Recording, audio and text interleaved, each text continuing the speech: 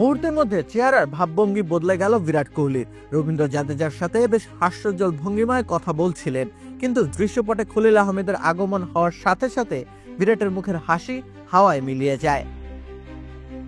বেশ রাগান্বিত হয়ে কথা বলতে দেখা যায় বিরাট কোহলিকে।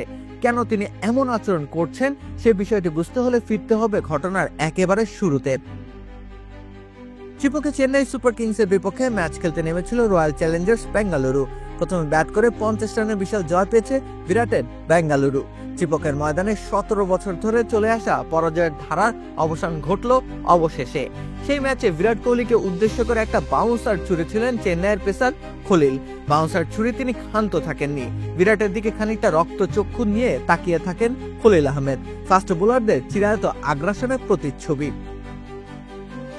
কিন্তু সেই রুদ্র চাহনি পছন্দ হয়নি বিরাটের, সেটা আন্দাজ করে ফেলেছিলেন খলিল। তাই তো ম্যাচ শেষে তিনি এগিয়ে যাচ্ছিলেন পরিস্থিতি হালকা করবার উদ্দেশ্যে, যদিও উল্টো পরিস্থিতি যেন আরো খানিকটা খোলাটে হলো। কিন্তু বিরাট মাঠের মধ্যে যতটা আগ্রাসী, মাঠের বাইরে তো তিনি ততটাই শান্ত। তবে কেন তিনি এভাবে রেগে রেগে কথা বললেন? ইফতারের মেনুতে ইসপি আছে তো?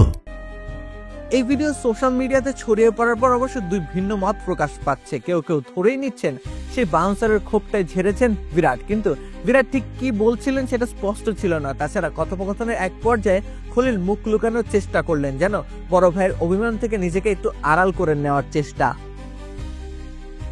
ওই একটা বডি ল্যাঙ্গুয়েজ বিষয়টির ভাবার্থ পরিবর্তন করে দিতে সহায়তা করেছে বটে।